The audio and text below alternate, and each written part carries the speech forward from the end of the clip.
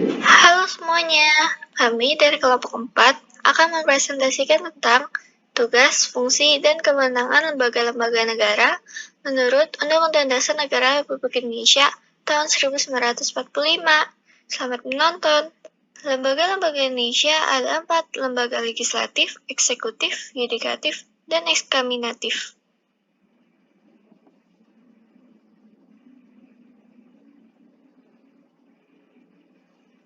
MPR, tugas yang wewenang.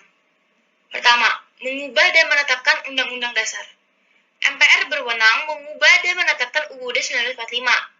Dalam mengubah UUD 1945, anggota MPR tidak dapat mengusulkan perubahan terhadap pembukaan UUD 1945 dan bentuk negara kesatuan Republik Indonesia. Kedua, melantik presiden dan wakil presiden berdasarkan hasil pemilihan umum dalam sidang paripurna MPR. Sebelum reformasi, MPR merupakan lembaga tertinggi yang memiliki kewenangan untuk memilih presiden dan wakil presiden dengan suara terbanyak. Sejak reformasi, MPR hanya melantik presiden dan wakil presiden yang dipilih secara langsung oleh rakyat sesuai dengan pasal 6A ayat 1 sejak 9 November 2001. Ketiga, memutuskan usul DPR untuk memberhentikan presiden dan atau wakil presiden dalam masa jabatannya.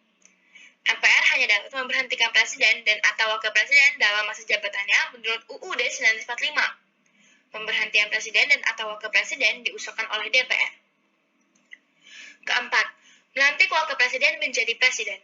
MPR berwenang melantik wakil presiden menjadi presiden apabila presiden mangkat, berhenti, diberhentikan, atau tidak dapat melaksanakan kewajibannya dalam masa jabatannya. Kelima, memilih wakil presiden. Jika terjadi kekosongan wakil presiden, MPR menyelenggarakan sidang paripurna dalam waktu paling lambat 60 hari. MPR memilih wakil presiden dari 2 calon yang diusulkan presiden jika terjadi kekosongan jabatan wakil presiden dalam masa jabatannya. Keenam, memilih presiden dan wakil presiden. MPR berwenang memilih presiden dan wakil presiden apabila keduanya berhenti secara bersamaan dalam masa jabatannya. Pemilihan dari 2 paket calon presiden dan wakil presiden yang diusulkan oleh partai politik atau gabungan partai politik. Fungsi MPR sebelum dan sesudah era reformasi. Sebelum era reformasi. Pertama, mengubah dan menetapkan UUD. Fungsi MPR sebelum era reformasi yang pertama ialah mengubah dan menetapkan UUD.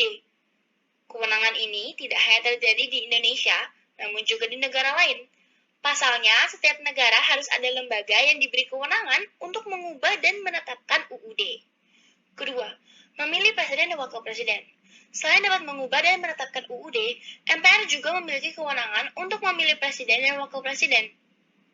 Hal ini karena pada era sebelum reformasi, MPR dianggap sebagai representasi rakyat. Di samping itu, MPR juga memiliki kewenangan untuk memberhentikan presiden. Ketiga, menetapkan garis-garis besar haluan negara atau GBHN. Garis-garis besar haluan negara atau GBHN merupakan haluan negara tentang penyelenggaraan negara dalam garis-garis besar sebagai pernyataan kehendak rakyat. Sebelum era reformasi, MPR juga memiliki kewenangan dalam menetapkan GBHN.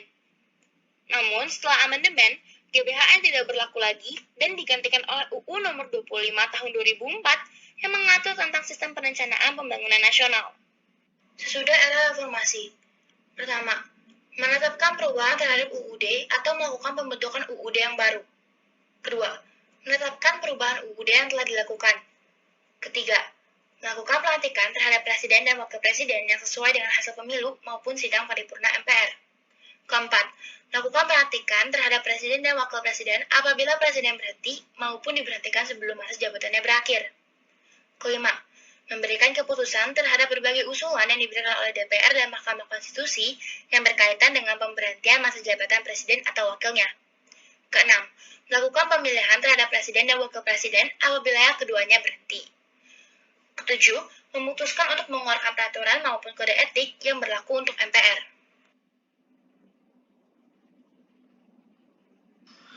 Dalam pasal 20A ayat 1 UUD 1945 disebutkan DPR memiliki 3 fungsi, yaitu fungsi legislasi, fungsi anggaran, dan fungsi pengawasan.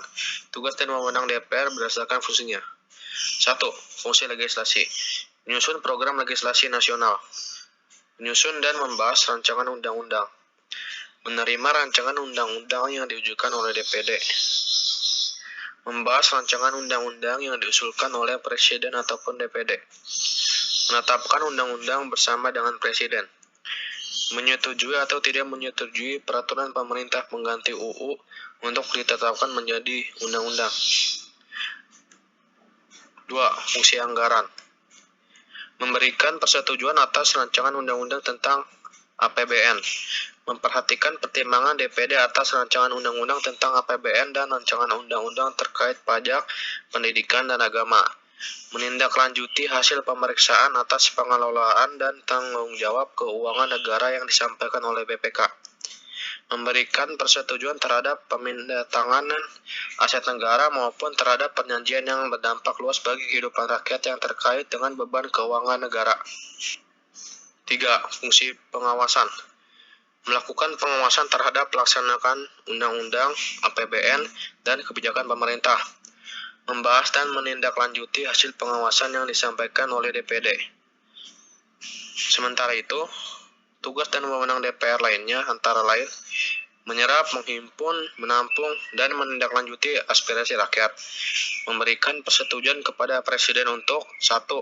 Menyatakan perang ataupun membuat perdamaian dengan negara lain. 2. Mengangkat dan memberhentikan anggota Komisi Yudisial atau KY. Memberikan pertimbangan kepada Presiden dalam hal 1. Pemberian amnesti dan abolisi. 2. Mengangkat duta besar dan menerima penempatan duta besar lain. Memilih anggota BPK dengan memperhatikan pertimbangan DPD. Memberikan persetujuan kepada Komisi Yudisial terkait calon Hakim Agung yang akan ditetapkan menjadi Hakim Agung oleh Presiden. Memilih 3 orang Hakim Konstitusi untuk selanjutnya diajukan ke Presiden. Fungsi DPD adalah yang pertama, pengajuan usul, ikut dalam pembahasan dan memberikan pertimbangan yang berkaitan dengan bidang legislasi tertentu. Yang kedua, pengawasan atas pelaksanaan undang-undang tertentu. Pengawasan atas pelaksanaan undang-undang mengenai otonomi daerah, pembentukan, pemekaran, dan penggabungan daerah, hubungan pusat dan daerah, pengolahan sumber daya alam dan sumber daya ekonomi lainnya, pelaksanaan APBN, pajak, pendidikan, dan agama. Yang ketiga, pemberian pertimbangan kepada DPR atas rancangan undang-undang tentang anggaran pendapatan dan belanja negara dan rancangan undang-undang yang berkaitan dengan pajak, pendidikan, dan agama. Tugas dan wewenang DPD. Yang pertama, mengajukan kepada DPR rancangan undang-undang yang berkaitan dengan otonomi daerah dan hubungan pusat dengan daerah. Yang kedua, mengusulkan rancangan undang-undang kepada DPR. Yang ketiga, memberikan pertimbangan kepada DPR dalam pemilihan anggota BPK secara tertulis sebelum dilaksanakan pemilihan. Yang keempat, memberikan pertimbangan kepada DPR atas rancangan undang-undang anggaran pendapatan dan belanja negara, serta rancangan undang-undang yang berkaitan dengan pajak, pendidikan, dan agama. Yang kelima, melakukan pengawasan atas pelaksanaan undang-undang mengenai otonomi daerah dan hubungan pusat dengan daerah. Yang keenam, DPD menerima hasil pemeriksaan keuangan negara dari Badan Pemeriksa Keuangan untuk dijadikan bahan membuat pertimbangan bagi DPR tentang rancangan undang-undang yang berkaitan dengan APBN.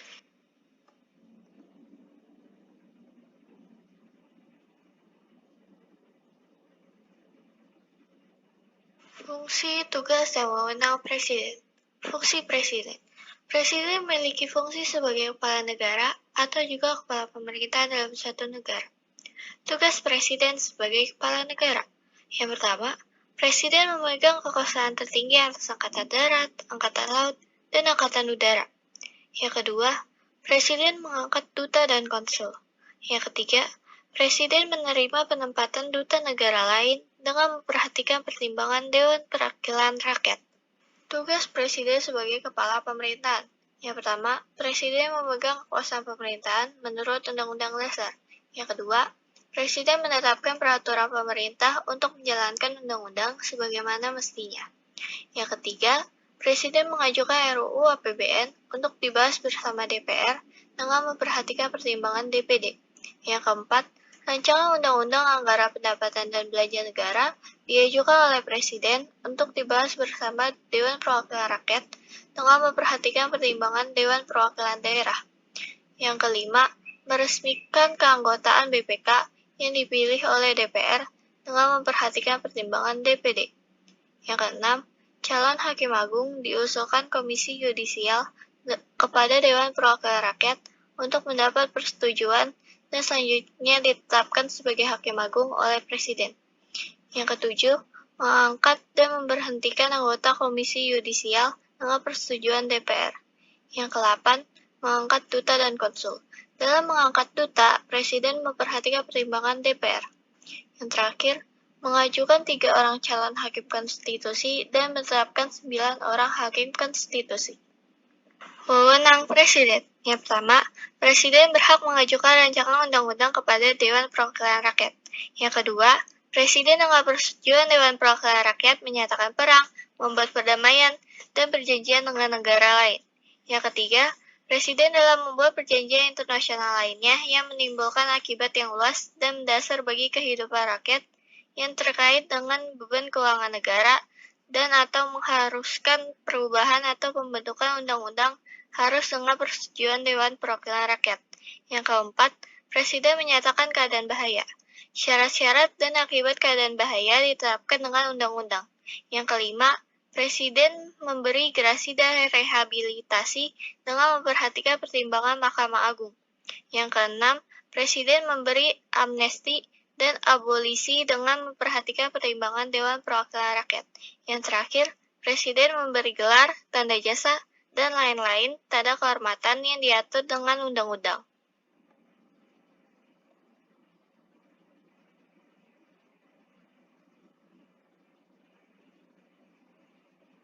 Fungsi dari Mahkamah Agung terdiri atas 1. Fungsi peradilan. Peradilan sebagai pengadilan negara tertinggi, Mahkamah Agung merupakan pengadilan kasasi yang bertugas membina keseragaman dalam penerapan hukum melalui putusan kasasi dan peninjauan kembali menjaga agar semua hukum dan undang-undang di seluruh wilayah negara RI diterapkan secara adil, tepat, dan benar. 2. Fungsi pengawasan terhadap pekerjaan pengadilan dan tingkah laku para hakim dan perbuatan pejabat pengadilan dalam menjalankan tugas yang berkaitan dengan pelaksanaan tugas pokok kekuasaan hakim, yakni dalam hal menerima, memeriksa, mengadili, dan menyelesaikan. 3. Fungsi mengatur. Mahkamah Agung dapat membuat peraturan acara sendiri bila mana dianggap perlu untuk mencukupi hukum acara yang sudah diatur oleh undang-undang. 4. Fungsi nasihat. Mahkamah Agung berwenang meminta keterangan dari dan memberi petunjuk pada pengadilan di semua lingkungan peradilan dalam rangka pelaksanaan ketentuan pasal 25 Undang-Undang Nomor 14 Tahun 1970 tentang ketentuan-ketentuan pokok kekuasaan kehakiman. 5. Fungsi administrasi. Mahkamah Agung berwenang mengatur tugas serta tanggung jawab susunan organisasi dan tata kerja kepaniteraan pengadilan. Undang-Undang Nomor 35 Tahun 1999 tentang perubahan atas Undang-Undang Nomor 14 Tahun 1970 tentang ketentuan pokok kekuasaan kehakiman. Tugas dari Mahkamah Agung. 1. Melakukan pengawasan tertinggi terhadap penyelenggaraan peradilan di semua lingkungan peradilan dalam menjalankan kekuasaan kehakiman. 2. Mengawasi tingkah laku dan perbuatan para hakim di lingkungan peradilan dalam menjalankan tugasnya. 3. Mengawasi dengan cermat semua perbuatan para hakim di semua lingkungan peradilan. 4. Untuk kepentingan negara dan keadilan, Mahkamah Agung memberi peringatan, teguran, dan petunjuk yang dipandang perlu baik dengan surat tersendiri maupun dengan surat edaran. Wewenang 1. Memeriksa dan memutuskan permohonan kasasi terhadap putusan pengadilan tingkat banding atau tingkat terakhir dari semua lingkungan peradilan. 2. Memeriksa dan memutus sengketa tentang kewenangan mengadili. 3. Memeriksa dan memutuskan permohonan peninjauan kembali putusan pengadilan yang telah memperoleh kekuatan hukum tetap. Selanjutnya adalah Lembaga Mahkamah Konstitusi atau MK. Tugas MK menurut UUD 1945 pasal 24 ayat 1 dan 2 yaitu 1. Mengadili pada tingkat pertama dan terakhir yang putusannya bersifat final untuk menguji undang-undang terhadap undang-undang dasar. Yang kedua, memutus sengketa kewenangan lembaga negara yang kewenangannya diberikan oleh undang-undang dasar. Yang ketiga, memutus pembubaran partai politik. Yang keempat, memutus perselisihan tentang hasil pemilu. Dan yang kelima, memberikan putusan atas pendapat DPR mengenai dugaan pelanggaran oleh Presiden dan atau Wakil Presiden menurut Undang-Undang Dasar. Fungsi MK 1. Sebagai penafsir konstitusi. Konstitusi telah merupakan sebuah aturan hukum, sehingga konstitusi merupakan wilayah kerja seorang hakim. Hakim Mahkamah Konstitusi dalam menjalankan kewenangannya dapat melakukan penafsiran terhadap konstitusi. 2. Sebagai penjaga hak asasi manusia. Konstitusi sebagai dokumen yang berisi perlindungan hak asasi manusia merupakan dokumen yang harus dihormati. Konstitusi menjamin hak tertentu milik rakyat. Yang ketiga, sebagai pengawal konstitusi. Istilah penjaga konstitusi tercatat dalam penjelasan Undang-Undang Nomor 24 Tahun 2003 tentang Mahkamah Konstitusi yang biasa disebut dengan The Guardian of Constitution. Menjaga konstitusi dengan kesadaran hebat yang menggunakan kecerdasan, kreativitas, dan wawasan ilmu yang luas, serta kearifan yang tinggi sebagai seorang negarawan. Yang keempat, sebagai penegak demokrasi. Demokrasi ditegakkan melalui penyelenggaraan pemilu yang berlaku jujur dan adil. Mahkamah Konstitusi sebagai penegak demokrasi bertugas menjaga agar terciptanya pemilu yang adil dan jujur melalui kewenangan mengadili sengketa pemilihan umum.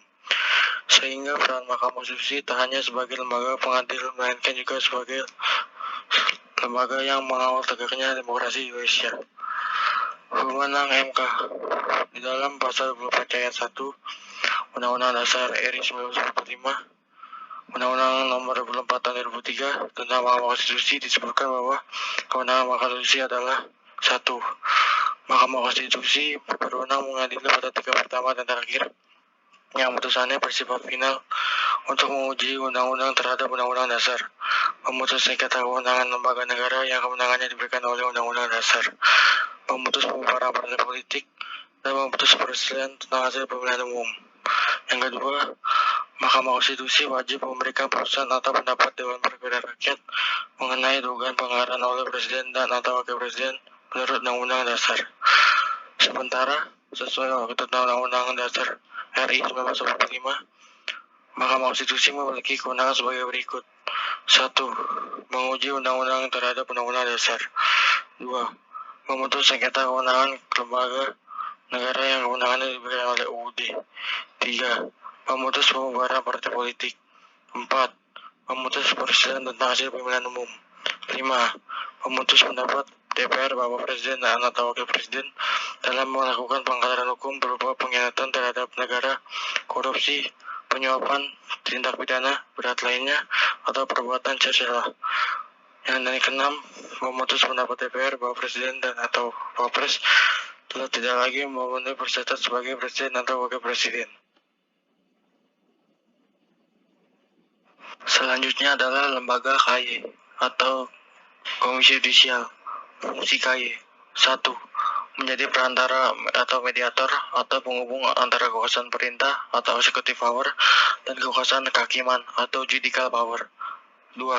Menjadikan tingkat efisiensi dan efektivitas kekuasaan atau judicial power akan semakin tinggi baik yang menyangkut rekrutmen dan monitoring hakim agung maupun pengelolaan keuangan kekuasaan kehakiman. 3. Menjadikan terjaganya konsisten putusan lembaga peradilan karena setiap putusan memperoleh penilaian dan pengawasan yang ketat dari KY. Tugas KY berdasarkan pasal 14 Undang-Undang Nomor 18 Tahun 2011 dalam melaksanakan wewenang sebagai mana dimaksud dalam pasal 13 huruf A, yaitu mengusulkan pengangkatan Hakim Agung dan Hakim Head HOC di Mahkamah Agung kepada DPR untuk mendapatkan persetujuan. Maka Komisi Yudisial mempunyai tugas 1. Melakukan pendaftaran calon Hakim Agung. 2. Melakukan seleksi terhadap calon Hakim Agung. 3. Menetapkan calon Hakim Agung. 4. Mengajukan calon Hakim Agung ke DPR. Sedangkan dalam pasal 20 Undang-Undang Nomor 18 Tahun 2011 mengatur bahwa 1. Dalam rangka menjaga dan menegakkan kehormatan, keluhuran martabat, serta perilaku hakim, Komisi Yudisial mempunyai tugas 1. Melakukan pemantauan dan pengawasan terhadap perilaku hakim. 2. Menerima laporan dari masyarakat berkaitan dengan pelanggaran kode etik dan penerapan perilaku hakim. 3. Melakukan verifikasi, klarifikasi, dan investigasi terhadap laporan dugaan pelanggaran kode etik dan penerapan perilaku hakim secara tertutup. 4. Memutus benar tidaknya laporan dugaan pelanggaran kode etik dan penerapan perilaku hakim. 5. Mengambil langkah hukum dan atau langkah lain terhadap orang perseorangan, kelompok orang, atau badan hukum yang merendahkan kehormatan dan keluhuran martabat hakim. 2.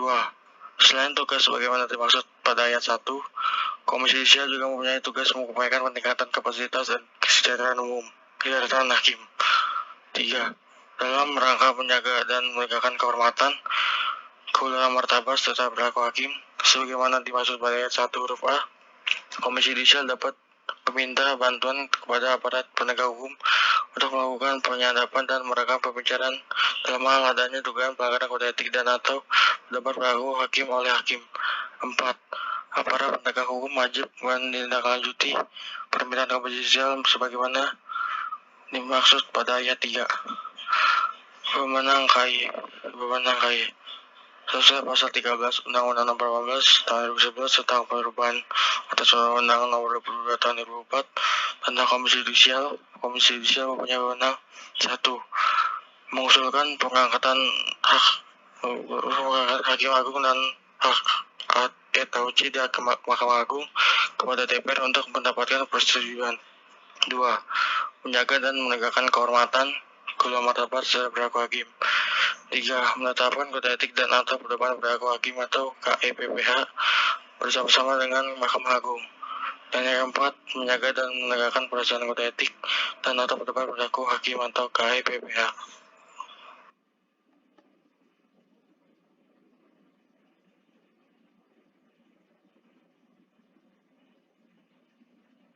Fungsi, tugas, dan wewenang BPK. Yang ke-1, fungsi memeriksa pengelolaan dan tanggung jawab tentang keuangan negara.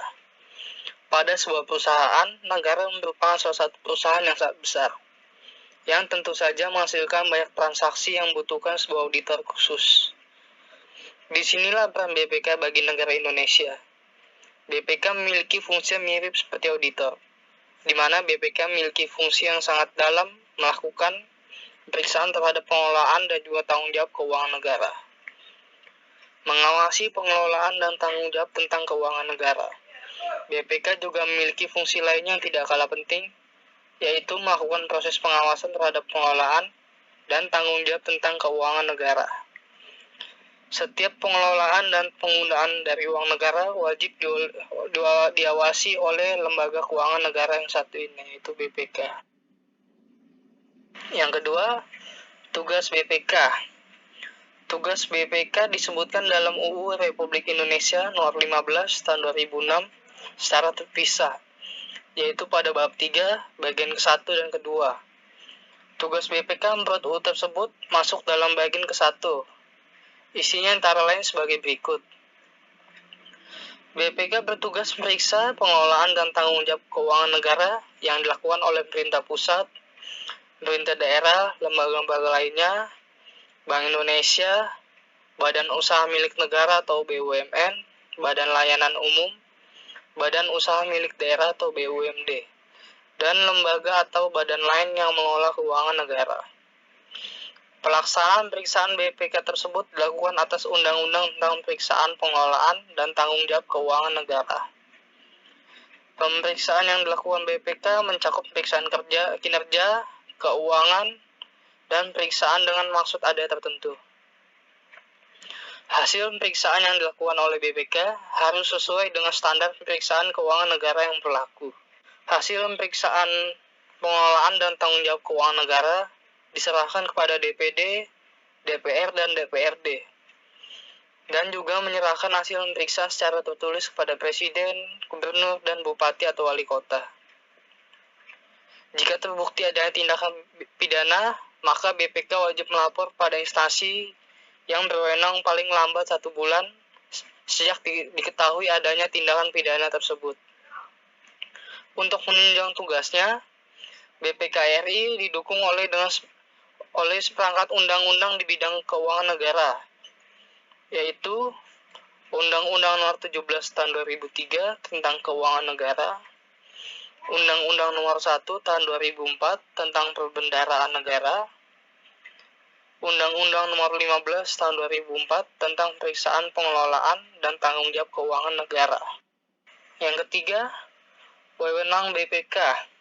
Sesuai dengan UU RI Nomor 15 Tahun 2006 Bab 3, dalam melaksanakan tugasnya, BPK berwenang untuk: yang pertama, BPK memiliki wewenang untuk menentukan objek pemeriksaan, merencanakan serta melaksanakan pemeriksaan,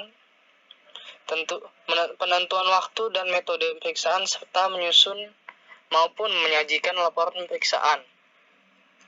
Yang kedua, mengajukan permintaan atau permohonan keterangan, data atau dokumen yang wajib diberikan pada setiap orang, unit organisasi, pemerintah pusat, pemerintah daerah, lembaga-lembaga lainnya, Bank Indonesia, badan usaha milik negara, badan layanan umum, dan badan usaha milik daerah. Semua data, informasi, berkas, dan semua hal yang berkaitan dengan pengelolaan dan tanggung jawab keuangan negara hanya bersifat sebagai alat untuk bahan periksaan. Yang keempat, melakukan pemeriksaan di tempat penyimpanan uang dan barang milik negara, di tempat pelaksanaan kegiatan, pembukuan dan tata usaha keuangan, serta pemeriksaan terhadap perhitungan-perhitungan, surat-surat, bukti-bukti, rekening koran, pertanggungjawaban, dan daftar lainnya yang berkaitan dengan pengelolaan keuangan negara. Yang kelima, BPK juga berwenang untuk dalam memberikan pendapat kepada DPR, DPD, dan DPRD. Yang keenam, BPK berwenang memberi nasihat atau pendapat berkaitan dengan pertimbangan penyelesaian masalah kerugian negara. Yang ketujuh, BPK berwenang untuk menetapkan standar pemeriksaan keuangan negara setelah konsultasi dengan pemerintah pusat atau pemerintah daerah yang wajib digunakan dalam pemeriksaan pengelolaan dan tanggung jawab keuangan negara. Yang ke-8, BPK berwenang untuk menetapkan kode etik pemeriksaan pengelolaan dan tanggung jawab keuangan negara. Yang ke-9, menggunakan tenaga ahli atau pemeriksa di luar BPK yang bekerja untuk dan atas nama BPK. Yang ke-10, membina jabatan fungsional periksa. Yang ke-11, memberi pertimbangan atas standar akuntansi pemerintahan. Dan yang ke-12, memberi pertimbangan atas rancangan sistem pengendalian pemerintah pusat atau pemerintah daerah sebelum ditetapkan oleh pemerintah pusat atau pemerintah daerah.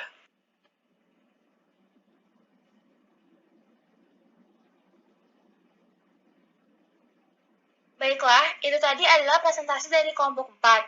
Kami harap kami dapat memberikan informasi yang berguna bagi kalian semua yang menontonnya. Sekian dan terima kasih.